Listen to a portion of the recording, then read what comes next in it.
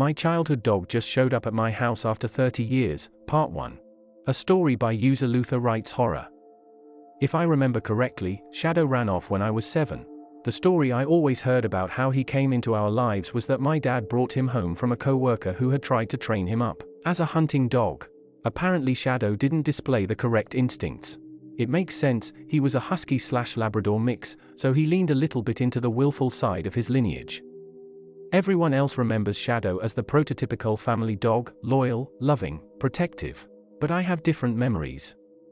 Even though Shadow was a family dog, it was pretty clear from early on that he was most strongly connected to me. The thing is, I was always afraid of him. He'd follow me all around the house nudging me this way and that if I wasn't doing what he wanted. I didn't want to be alone in my room with him, but he always managed to corner me in there and wouldn't leave when I told him to. More than once I'd do something bad and I'd swear it was because he told me to do it. I'd always chalked it up to my childhood imagination, but I remember specifically once when I was maybe 5 years old and my sister was standing at the top of the stairs. He told me to push her down. "No. I won't," I said. My sister, who was a few years older, said, "Won't what?" Then Shadow stared at me and I heard his gruff voice speaking. "If you don't push her down the stairs, I'm going to go into her room tonight while she's sleeping, and I'm going to rip her throat out." My sister didn't get seriously hurt, but she did take on quite a few bruises, and I think that's when our relationship started to deteriorate. It's never really recovered. I got in a lot of trouble, rightfully. And my parents kept a better watch over me for quite a while. Of course they didn't believe me when I told them Shadow made me do it. Who would?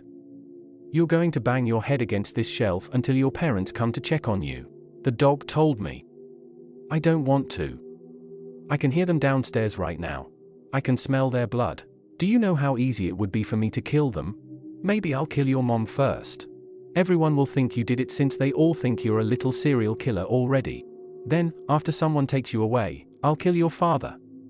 I nearly knocked myself out banging my head against the cabinet. Shadow liked to come with us on errands.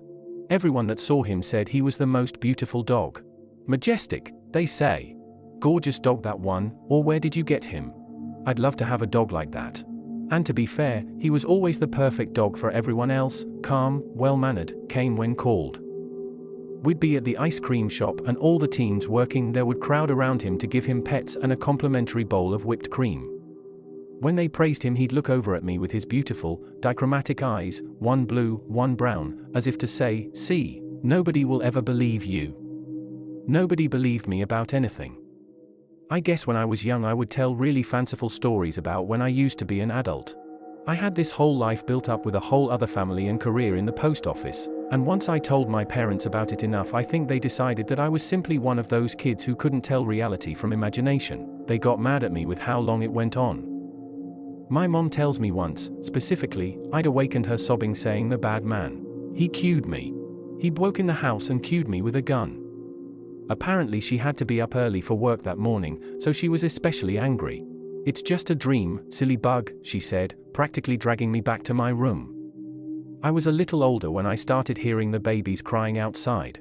Not every night, but maybe once every couple weeks. I'd awaken in the middle of the night, afraid.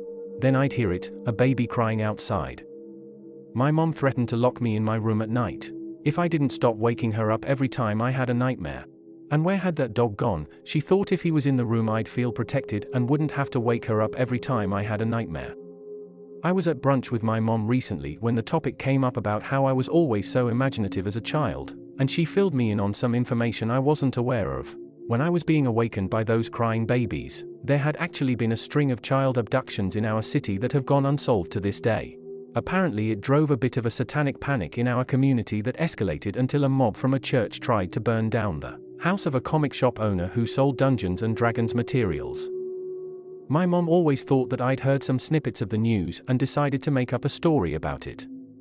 That's also part of why they were so thankful for Shadow's connection to me. They knew as long as he was by my side nothing bad could happen to me. Then one day he just disappeared. I was about 7 years old and hadn't heard him speak for months, and he seemed less and less interested in me. My mom drove around searching every night for weeks. We put up flyers on posts and fences, called the pound repeated, and did everything we could to find him. But he was just gone. My family thought someone probably grabbed him from our yard since he was such a gorgeous dog. From then on I'd had a more or less normal childhood. I'd forgotten all about him. Then he showed up inside my house today. I was walking upstairs to check on my son who was napping in his crib, and there he was in the room, gazing at my child.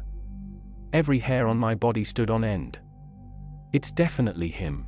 I even found an old family photograph and compared it to him. But how can a dog be nearly 40 years old, and how did he find me after all these years? My wife thinks I'm overreacting. It's just some dog that happens to look exactly like him.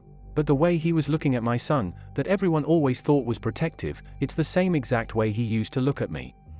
I think there is something evil in that dog, and I don't want my son raised with an animal like that. That is the first part of this story. Where did Shadow go after all these years? And why is he still alive? Is he really a dog, or something supernatural? To catch the next part of this story, share and subscribe to this channel, and turn on the notification bell so you won't miss the release of the next episode for this story. And also, kindly like and share this video, and comment down below on what you think about the next scenes for the story. This is the Double Dutchman, and we'll see you in our next episode.